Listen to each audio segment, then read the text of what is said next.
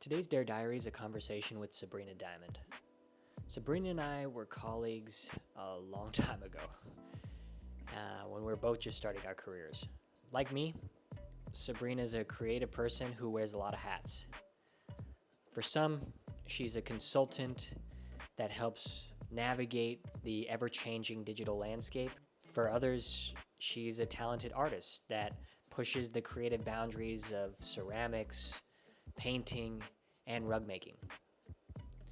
I invited Sabrina on the Dare Diaries not just because she's talented, but because she has done something that not a lot of people do. Almost 2 years ago now, Sabrina found herself unfulfilled by her 9-to-5. Rather than look for another opportunity to climb the ladder, she looked inward, and that choice changed her life forever. No doubt, that time must have been daunting. But nonetheless, Sabrina took the risk in stride and dared to embark on her entrepreneurial journey. As you'll hear from her, the road hasn't been easy, but she's still persisting, still following her passions. And that's what I hope you take from this conversation. That truly living life involves betting on yourself and taking risks, even if the path is uncertain. So, I'll shut up and introduce you to the one and only Sabrina Diamond.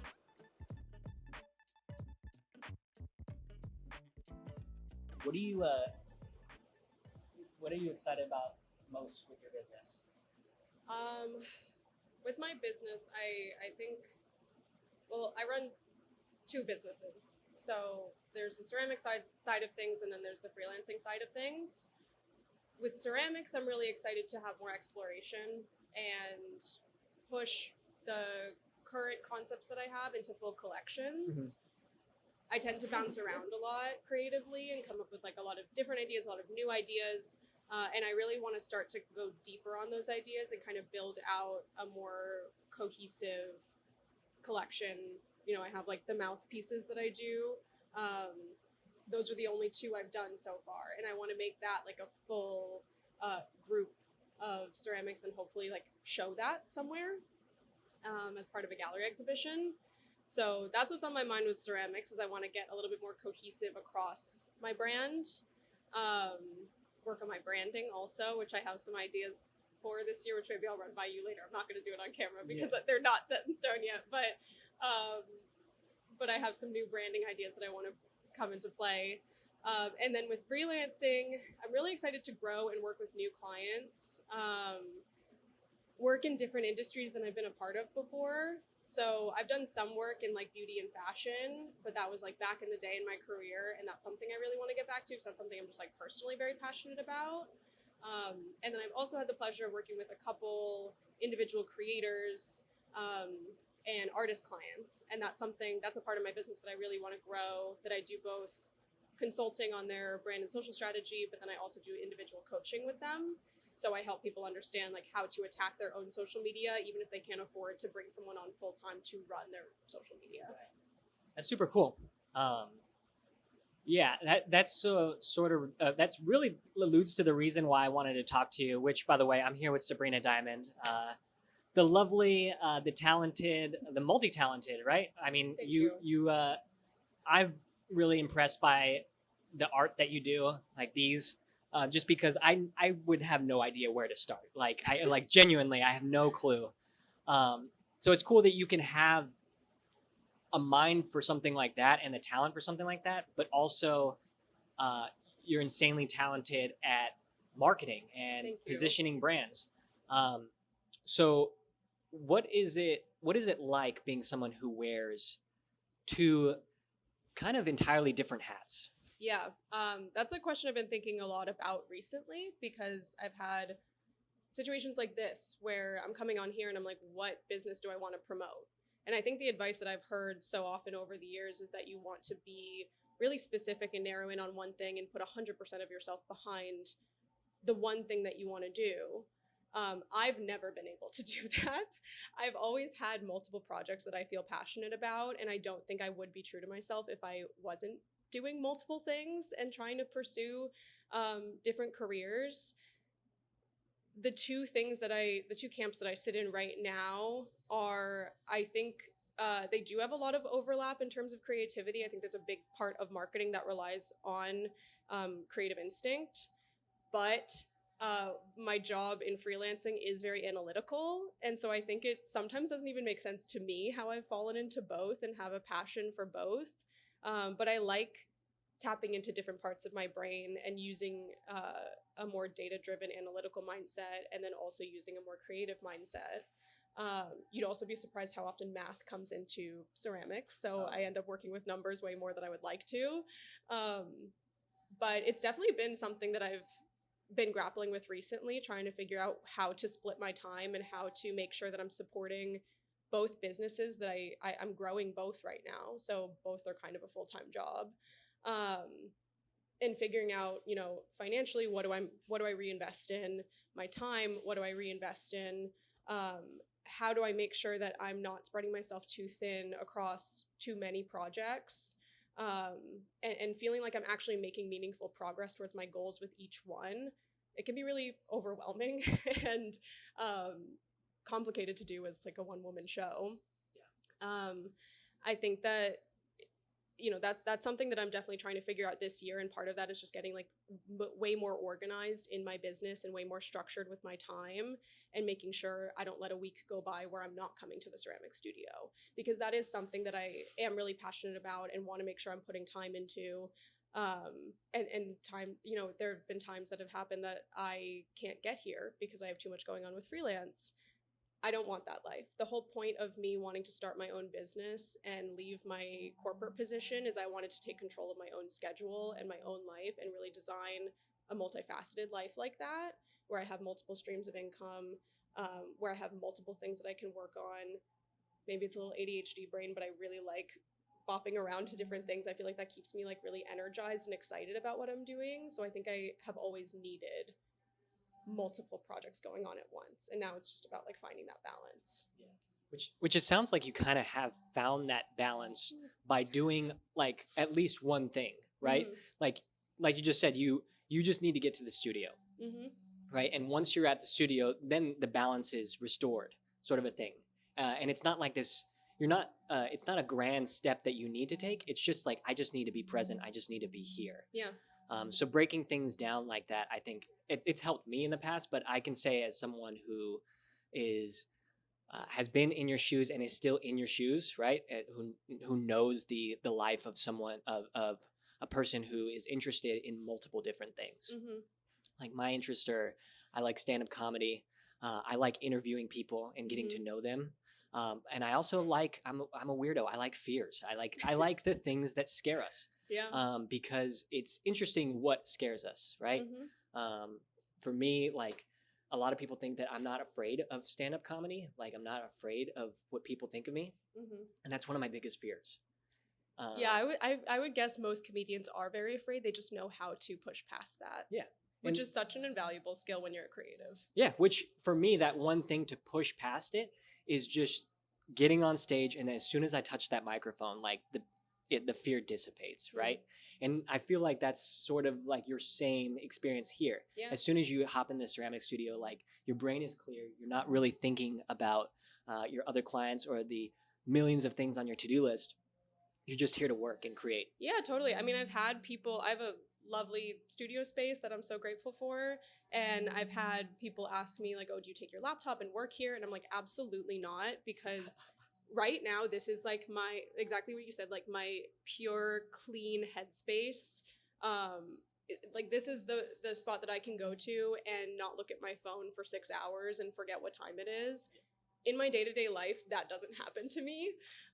So I feel like I need to keep this as like a sanctuary, as the place I can come into and just like really focus on being tactile with things, really focus on just like what's directly in front of me, and kind of like let go of the rest of my to-do list, which I think is really hard as a business owner. to do that point blank. So I'm so protective of my space here, and knowing that like once you show up here, it really is, it's become like almost Pavlovian. Like I come in here and my mindset is just like different because I'm like, okay, I'm here now. Like, let's get to work. Let's do something fun. Let's do something creative. Yeah. What is like when we're talking about the one thing, right? The one thing you can do is you can come to the studio and that kind of resets you. Yeah. Right. I also find that like when you're a person who wears multiple hats, and there are even a variety of creative hats, it helps to filter what it is that you do to one thing itself, right? For example, like for me, I do stand up. I made Dare City. I have my own marketing company called Just, right? I've worked at other big firms where I've consulted people with their marketing. What do all those things have in common? Stories, right? So I'm a storyteller. So if you could, I know it's hard, but or I don't know if you've thought about it, but if you could define yourself as one thing, what would it be? Oh, that is so hard given I really do so many different things. But I think the through line, and I don't want this to come off pretentious, but I think the through line of my ceramics work, the rest of my artworks, I don't just do ceramics, so that's my main medium at this point, and the type of creative marketing work I do for other people, really comes from like taste making, really understanding my own creative vision, and how to translate that. And given that's not always so applicable to every client, you know, if they're a very corporate brand and already have, you know, I've worked with like banks before, I'm not going to bring in stuff like this to a bank. But I think being an artist has really helped me in the marketing side of things too, because I'm not afraid to throw an idea out there and say, I think this looks really cool. Like that's my taste, and this is something that would maybe push the envelope for you a bit. I've had people say that my art is very weird and strange and unnerving and creepy, depending on the piece. So I feel like that kind of commentary on my ideas doesn't bother me. Obviously, there are parts of my work where getting rejection sucks and feels terrible and you know, bruises my ego a bit too much. But when it comes to throwing an idea out there and brainstorming and working that creative muscle, I think that my taste curation and what I've built over the years in terms of like what I'm attracted to, really helps with that. So I would say kind of in line of like a creative director, even though that title is way overused. I think across all of my work, that's kind of the mindset that I'm in, that I'm putting my vision out there. Yeah, which is cool. And I think that it's cool that you have a place where you can do that fully, like 100%. Yeah. But you could also like incorporate it still in your marketing consulting work, right? Even though you're not 100% committed to all of those ideas, part of being like a good tastemaker is understanding what your audience likes, right? Obviously, for things like ceramics or the other art that you do, you don't necessarily, it's actually not good to think about the audience. But sometimes, like, when you do put yourself out there, whether you want them to or not, they're going to have opinions, and those opinions do shape your tastes, right? Yeah, that's something I feel like I've really had to actively work against in my personal practice, because I have gotten not so much negative feedback, but more so the positive feedback on things where certain pieces that I like, other people loved. And then I was like, oh, maybe I should make more of these things because these seem more marketable. You know, people want to buy these things. I can start building the business if I cater to what other people want. I get so sick of that. Yeah. And I know that's because I'm not listening to my own artistic desires. I'm listening to what other people are telling me is good.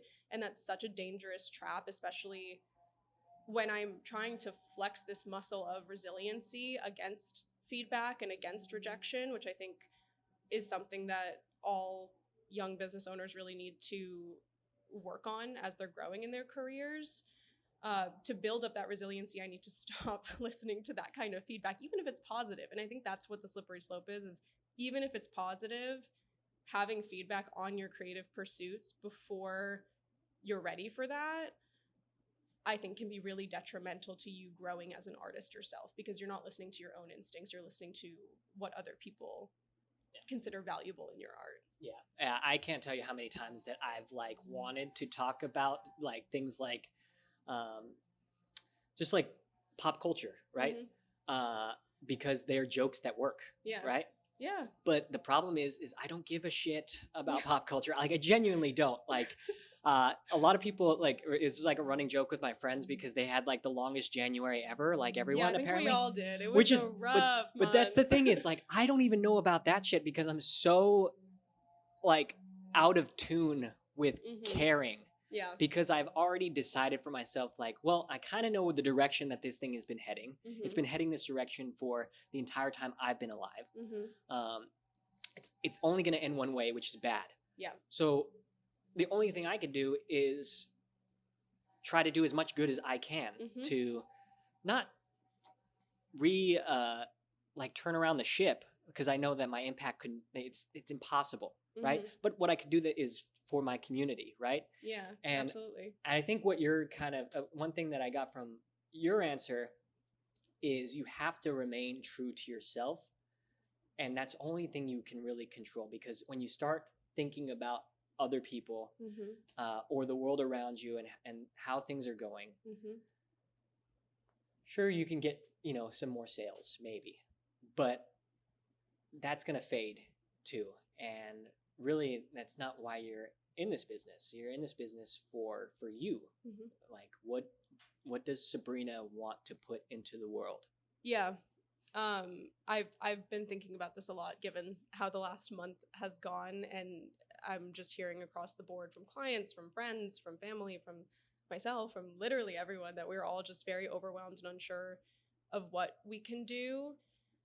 I think a big thing I've been trying to focus on, to your point, is what do I bring to the table that could actually help my community? What can be impactful? Because I'm not going to necessarily be, master fundraiser or like organizing huge marches. Like, I don't know if that's my skill set, but there are things that I think all of us can do that we are good at, that we don't even think about could be impactful for the people around us, whether that's like an art community event. I mean, they always say that art thrives in times of crisis. And I think art is so important for documenting the feelings of today and making sure that people understand that there's outlets there, and there are places that we can exist freely and not be afraid. I think thinking about that, or thinking about like brands I could work with that could help promote the ideas that I support, just trying to like tailor my skills or like direct my skills in a way that feels impactful and use the tools that I already have, instead of trying to mold myself to what most people are doing. And I think that's where a lot of people feel really apathetic or feel really stuck, is they look at all these other people, being great activists, and we are so grateful for them. But not everybody knows how to do that. But there's something that I think we all can do. We just have to figure out what that most helpful thing is and then put it into action. Which I think kind of goes along with the question that I wanted to ask you, which is being in order to be a good activist or a good artist or a good business person, you have to be authentic, right? You can't do something that is not does not come natural to you. Yeah. So like with your art and with your business, that's where I find like the connection the most fascinating connection for you, because you have to be authentic in both of those things. Like you cannot have an inauthentic marketing message that's going to succeed. It doesn't exist, right? Yeah. And the same thing with art. Like if you weren't doing something like this, or if this was inauthentic to you, like somehow innately people would see that. So how do you keep that sense of yourself honest and authentic? Yeah, I mean, it's definitely hard, especially with what we were just talking about, like having so much feedback, whether that be direct or indirect, just by seeing other people succeed in ways that are different than your approach. I think that sometimes gets to me and makes me feel like, oh, I should be doing things differently. I should be creating more minimalist stuff, but that's not me at all.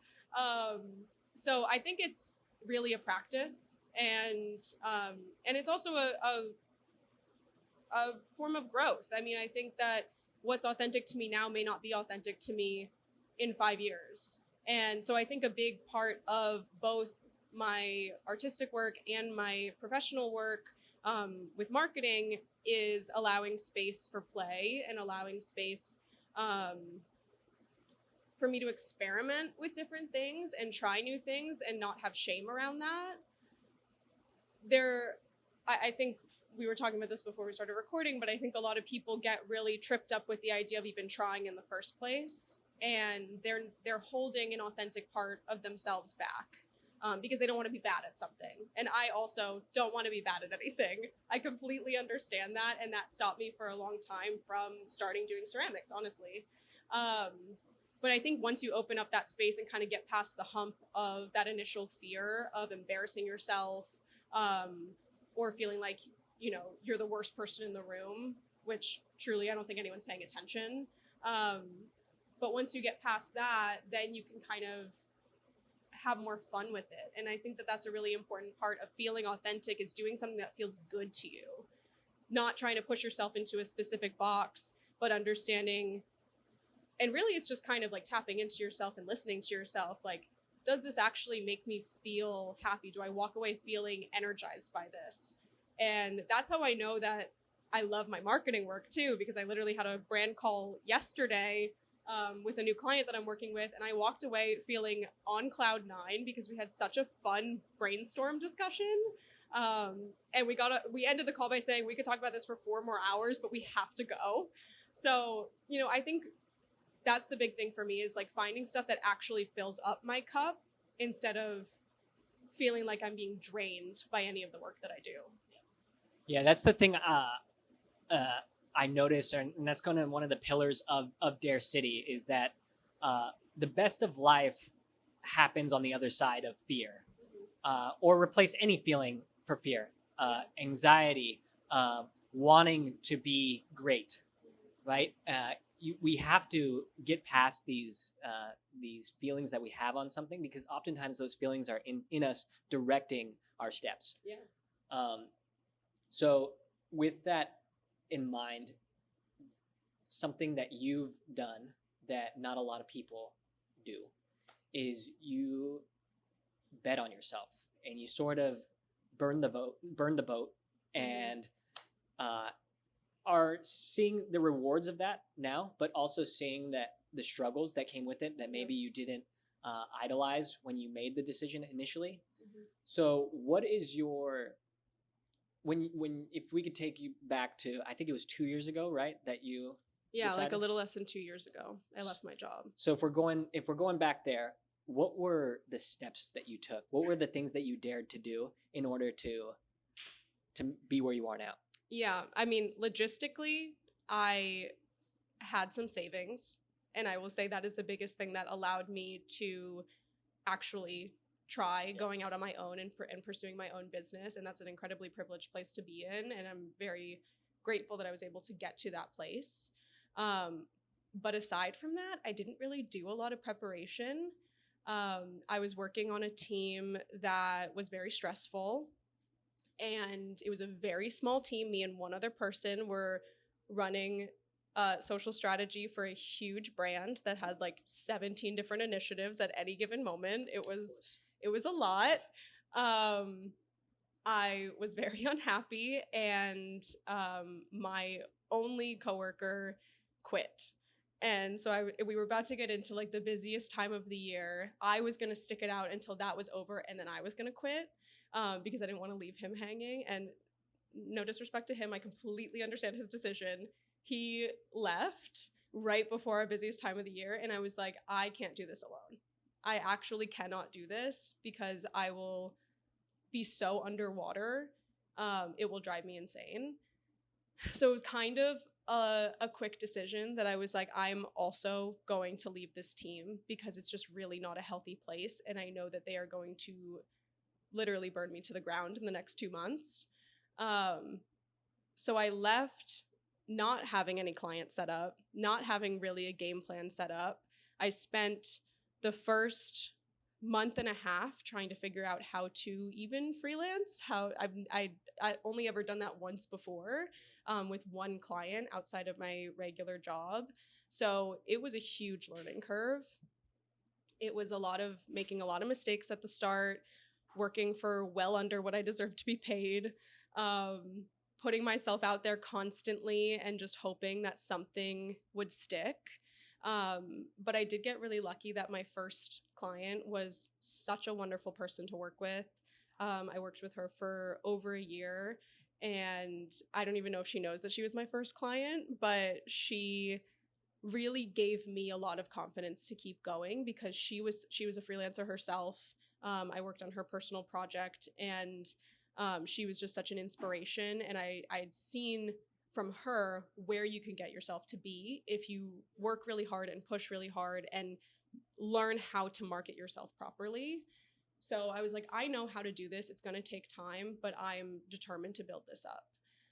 So what was great about that is at the time I was making art, and that was a big part of my life, especially in the beginning when I didn't have as many clients. But since I left my job and I wasn't necessarily doing this on the side, it became my full-time thing, and I could really put so much time into thinking through what I wanted this business to be, how am I going to get there, networking a ton, and just trying to build it up as quickly as possible.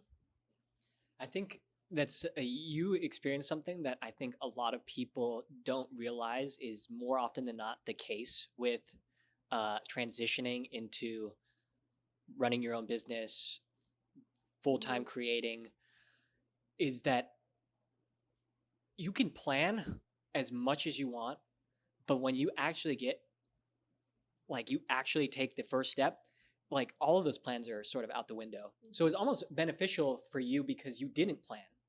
It was just kind of thrown upon you, and you were just like pushed on the deep end of the pool, and you're like just learning to swim, right? And lo and behold, something fortunate happens to you because it was the right move. And I think that's what people need to, like, one thing that I would like to, if like people to learn from my life, is that I didn't have everything figured out. And unlike you, I did plan, but I had to get rid of a lot of those plans. So you had it easier in that regard, if there is such a thing. But when you do the right thing, when you're on the path, when you approach the fear or the anxiety or the thing that you want to do, and it is meant for you, it will work out. Like something will happen to help you along your journey. And for you is that one client, like your first client, who to this day probably doesn't even know that she was your first client. They were able to prop you up and give you the confidence to kind of keep going. So do you feel like how much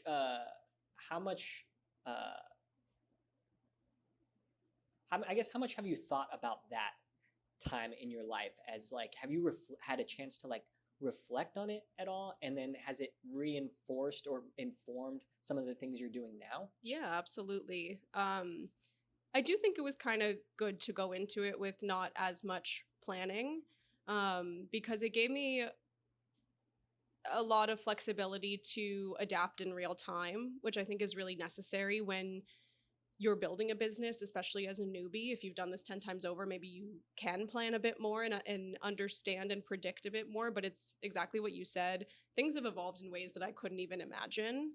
And I think I agree completely that a lot of things have felt really, there's been a lot of synchronicity since I have left my job, where before that I kind of was always unhappy in jobs. I job hopped a lot. I always had great connections with my coworkers, my clients when I was in corporate positions. I always liked working with people, but it was always the politics of wherever I was just like really draining and frustrating. And I was like, it doesn't have to be like this.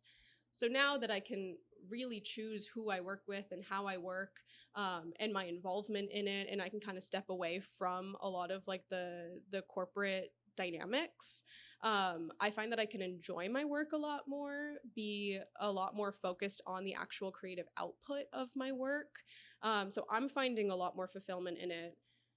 What I'm doing now in reflection of that time in the beginning, the stuff that I couldn't plan back then, I'm trying to plan a bit more now. So I may be a little bit late to the game, but like a year and a half into freelancing, I was like, okay, I think this is working out. So let me actually get serious about this and come up with a real business plan. And that's what I spent, the last couple months doing.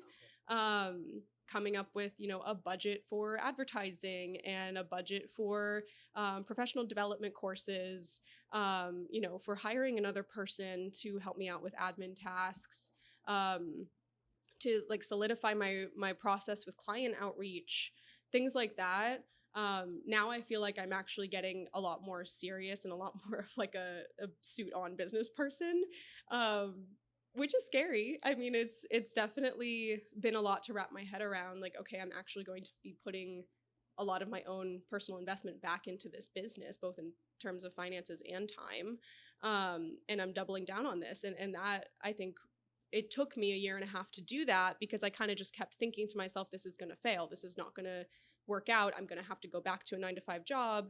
Here I am nearly 2 years later with, I've gotten job offers in the meantime, and I've said, no, sorry, I'm only looking for freelance or contract work at the moment, which is always a weird feeling. I'm always like I tend to be like an opportunistic person in that way, where if something comes to me, I'm like, well, it's falling in my lap. Let me at least see what the option is and like what, if this is something I could be interested in.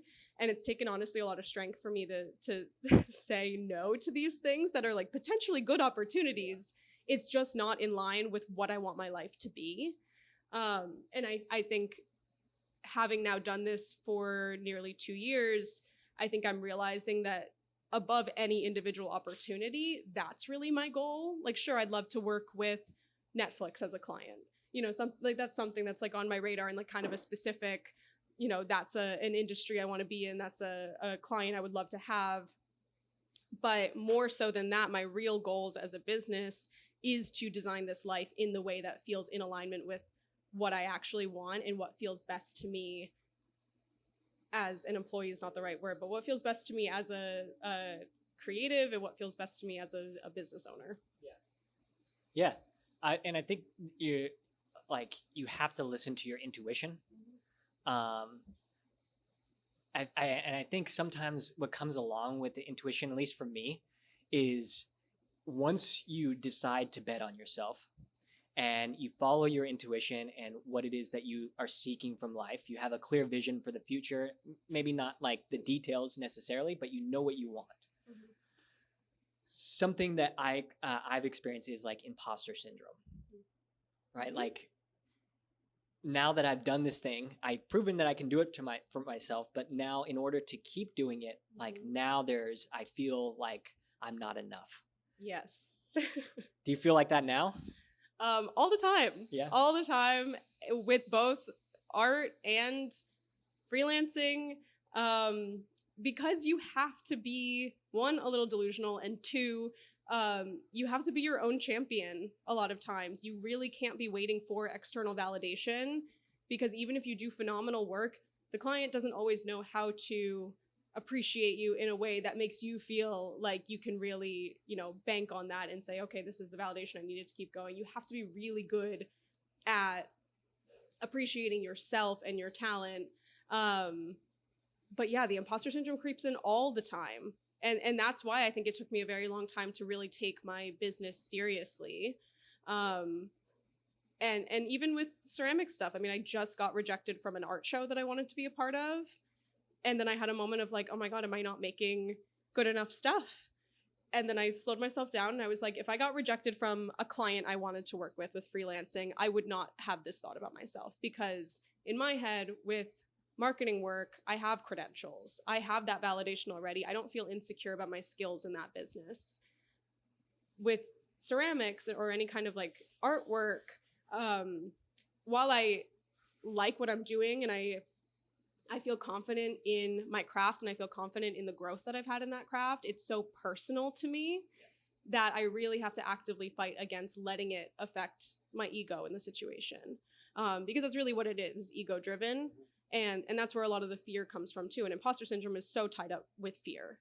I think it really needs to be a conscious effort to say that that imposter syndrome is not real. You know, we inflict that upon ourselves. And I try to do the exercise where if my friend was in the same position, would I be saying to them, it's because you're just not good enough? It's because your ideas are just not good enough? No, of course not. Like, that would be awful to say to someone. And I genuinely would never even think that about someone else. But it's so easy to think it about yourself. Yeah, it is. We are our own worst critics. And I feel like for me and for a lot of people, that is one of the biggest fears that we all have, not of what other people would think of us, but like what we like, where we'll run with that afterwards, right? You know, like we can, you can put your artwork out there. You could have been accepted at that exhibition, that show that you wanted to be a part of, and then people could have hated your art, right? Like, or not purchased it, or not even given you the time of day. That sucks, right? But what's worse is like the thoughts that come after that for the next week, month, where you start second guessing yourself because, like you said, art is connected to you on a personal level. It's a little bit different than business. But we have to keep the same principles sort of in mind to recognize that like you also do have incredible credentials for art. I mean, like you don't nearly need to look any further. So I think how is it that you when facing something like imposter syndrome or anything that you're currently fearing at the moment, what are like some things, like some challenges that you could have for yourself either today, this week, this month, to kind of combat that imposter syndrome and put it in its right place? I mean, I think resiliency and tenacity are incredibly important personal qualities to have if you are pursuing your passions. And I think with those things, the way that I keep myself on track with that is keep running through what I need to do week to week to promote myself. Because all of the imposter syndrome, all of the self-doubt and insecurities are all happening here. People on the outside are not seeing it. And that's really where we fall into this trap is we see other people, you know, other ceramic artists on Instagram or other freelancers on LinkedIn posting about how successful they are. And then we're comparing and saying, oh, well, we're just not on that same level. So obviously there's a level of fakeness to social media. There's a level of fakeness to business. I've seen with many business owners that I've worked with, they say one thing, you know, we made 6 figures in revenue last year. None of that was profit. You know, it's like, it's stuff like that where we have to, first of all, we have to level set and remind ourselves that we are all doing the same thing as everybody else. Everyone is doubting themselves to some extent. And that's totally normal. And you can look at the most successful person in the world and they probably have still had these feelings at different points. So I think that one, just kind of like humanizing it for a second is really helpful. And then past that, putting that aside to the best of my ability and still trying to be my own champion. And so for marketing work, I try to do a weekly post on LinkedIn. That was my goal for 2025. So putting my post out there, engaging with my community, reaching out to new clients, you know, trying to do the best that I can to keep running through those motions and still putting my heart into it, even if it feels disheartening at times. And then with ceramics, it definitely is a bit more personal to me. So sometimes it's a harder hurdle to get over. But I have put a lot of effort in the last year and continuing moving forward with promoting myself on Instagram, putting my work out there, putting my process out there, you know, reaching out to store owners, just trying to make connections in different ways. And I find that continuously putting myself out there despite how I'm feeling about the work itself, no, like I said, nobody sees that. To me, that's like, okay, even if I'm not feeling 100% confident, I can still give myself the baseline support that shows that I'm still trying. And I think that the big thing for me is I never want that imposter syndrome to make me give up, which I think is a really easy trap to fall in. Thinking, getting too in your head and then having that stop you from promoting yourself. For me personally, the imposter syndrome really puts a lot of fears around putting myself out there, because I feel like, what credentials do I have to, try to be posting this stuff on Instagram, try to be posting this stuff on LinkedIn.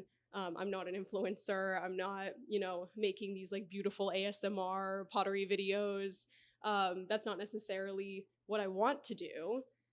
So I'm not looking like everybody else. And I think that's something that I just need to come to terms with, or have come to terms with, and continue doing the work that I want to do anyways. And at some point you will get rewarded for that. Yeah, or the reward is in that, like, yeah, in the case of art, like an anytime. Even better mindset. Right. Which I think that's kind of like, I mean, honestly, when you're telling me all this, like immediately the title of this episode sort of just pops up in my head, which is show up and be authentic. Right? That's really what it comes down to, whether it's you're leaving your corporate 9 to 5 to pursue your passions, whether you're already pursuing your passions alongside your job or whatever it is that you do. No matter what your situation is, or whatever doubts or self-criticisms or worries that you have about the future, all you have to do every day is just show up and then just be true to yourself. And if you do those two things, things are going to tend to work out for you, right? Yeah. Which I think is cool. So last question. It's a question that I love to ask because it's not one that is often asked, which is, what are you afraid of? Like, take away Sabrina the artist, although I don't know, yeah, you really can't, but like, just get to the core of who you are as a person. What has you scared right now? So many things have me scared right now. I think for me, a big theme of fear throughout my life is disappointing myself or disappointing others. And whether that be, and sometimes that contradicts itself, where like with artwork, creating the kind of work that I want to make hasn't always made sense to other people. So it feels like I'm disappointing other people when at the same time I'm approving of it myself, or vice versa, where I make something that other people seem to love and to me it just does not feel like me. So I think that it's been tricky finding that balance and understanding how to feel like I'm using my potential and using the parts of myself that I think have something to say. Getting past the fear of people not liking that, and channeling that into something that, I want to shout and have people look at and feel so confident in that it doesn't matter if other people like it or not. I think the, failure kind of ties in with that. But I think for me, the disappointment more so comes with shame or embarrassment, that I'm going to put myself out there and then it's just going to fall flat. It's just not going to be enough. It's not going to be interesting enough or have enough of a perspective.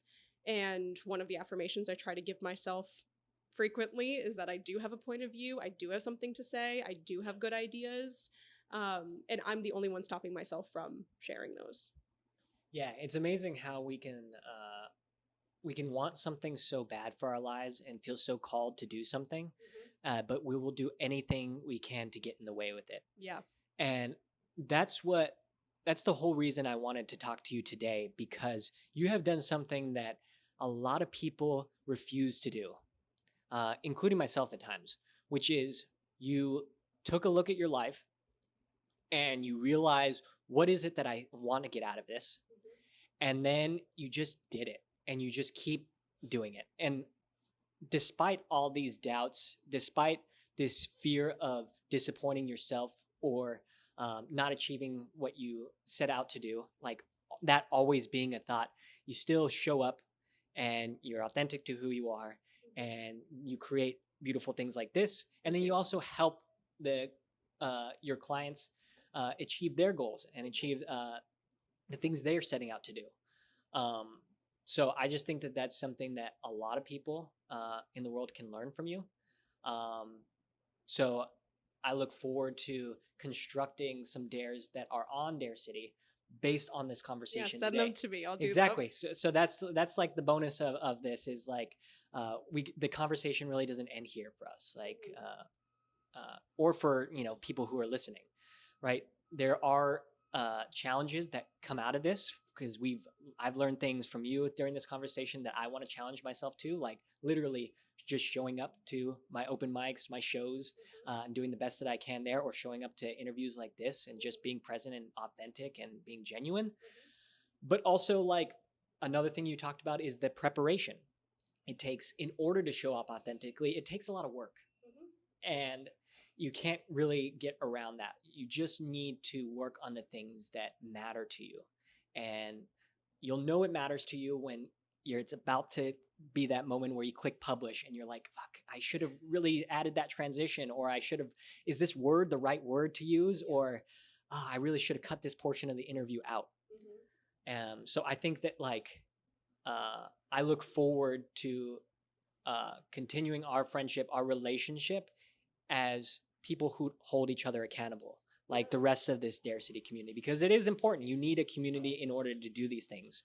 I know I said last question earlier, but do you have that community now? Yeah, I do. I mean, a big push when I decided to freelance is I have a couple other friends who are freelancers or started their own business and left corporate positions like I had to do that.